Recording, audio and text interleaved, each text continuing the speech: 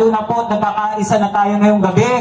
At welcome po namin kayo dito sa lungsod ng Maynila. Ako po, isang batang Maynila, lumaki, nagkamulat dito sa lungsod ng Maynila.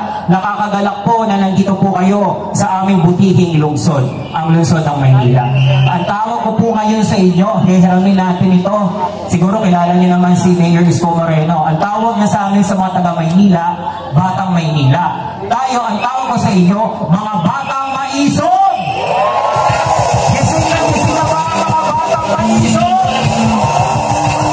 Magandang gabi! PBL resign!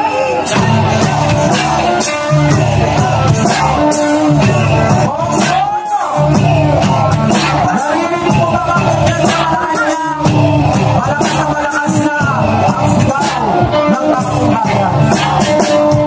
Maraming salamat po.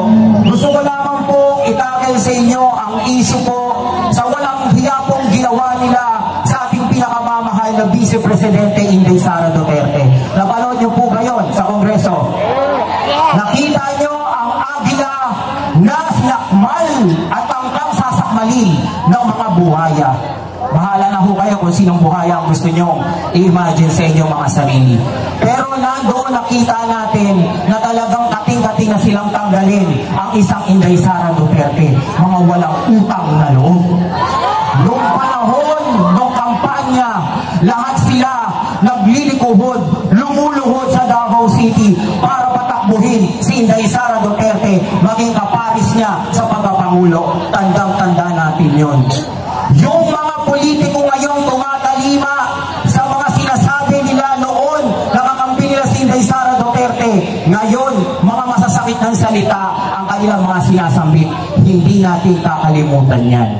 Ang itinaas nila doon sa Kongreso, yung confidential fund na ipinasa nila noong 2023. Pinasaho nila noon nung sila daw pa ay Uni-A o Uni-A. Ngayon, dahil kaaway na nila si Inday Sara, sa September 20 po, pakitandaan nyo ang araw na yan. Pangalawang strike po yan na kanilang ulit babanatan si Inday Sara sa Kongreso. At ang gusto nila, zero budget daw. May isang kongresista dito sa distrito, sa lungsod ng Maynila, ang nagsabi, handang-handa na siyang ibigay ang zero budget kay Inday Sara. Papayag ba tayo nun? Papayag ba tayo mga batang naisog? Hindi. Dahil nagtatrabaho lang naman ang OVP. Bakit po ba kayong kating-kati natanggalan ng pondo ang si Inday Sara at ang OVP? Ang OVP po ay isa sa pangalawang pinakamataas na ahensya ng ating pamahalaan. Dapat po dyan may 30C. Dapat po dyan, kapag dinadala po sa Kongreso, sa Senado, ang pondo ng OVP, mabilis po nila yung ipinapasa. Kasi may 30C po tinatawag. Noon pa po yan, simula po na nakuha natin ang kalayaan noong 1986. Sinasabi ng mga pinkihan, ng mga dilawan, si Lenny, ang bilis na nakuha ang kanyang pondo. Kaya nga po, may 30C. Dahil araw-araw binabatikos ni Lenny si Rodrigo Roa Duterte, hindi inipin ni Duterte ang pondo ng OVP. Pero ngayon, kay Marcos, lahat ng pagpapahirap, pamamahiya. Kaya ako po'y nalulungkot at gusto ko pong humingi ng tawad sa sambayan ng Pilipino. Tayo po ang nagluklok kay Inday Sara Duterte. Yung mga kasamahan ko nagransararan, yung mga kasamahan ko na talagang naglilikuhod kay ma'am na tumakbong presidente, ay pinakinggan niya tayo maging vice presidente ni Marcos. Tinulungan natin si Marcos, pero ano yung sinukli niya kay Sara Duterte? Budol! Budol! Binudol ang bayan natin. Kaya yung pagkakawatak-watak po natin, isang tabi po natin. Hindi lang po ito usapang KOJC. Nakikiramay po kami sa mga namatayan po doon po sa ating mga kapatid sa KOJC. Dahil katulad po ng pahayag po ni VP Sara nung anniversary niya po, happy anniversary pa rin po, na humihingi po siya ng kapatawaran.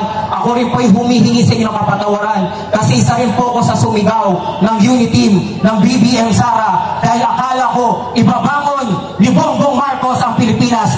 Yung pala, wawasakin niya ang bayan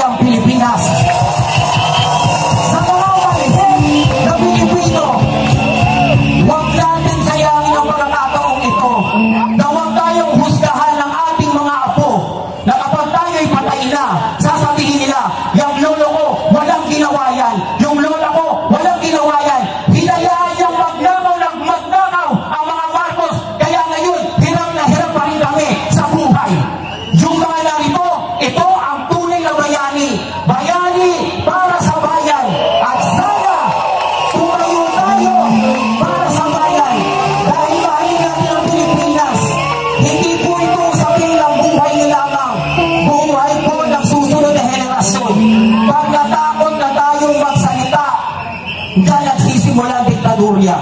Dahil sa huling hiling ako, Bongbong Marcos at buong pamilya mo, sisigaw ako kahit mag-isa at sasabihin ko lahat ang kamalian na bakit ka namin nailagay sa Malacanang. Wala nang BBM, wala nang Marcos ang makakabalik sa palasyo ng Malacanang.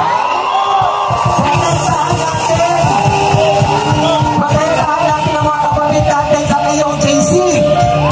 Mahalin natin sila, ipagdasal natin si Pastor Tibuloy, ipagdasal natin si Inday Sara Duterte, ipagdasal natin si Rodrigo Roa Duterte, ipagdasal natin ang Pilipinas. Bongbong Rizal!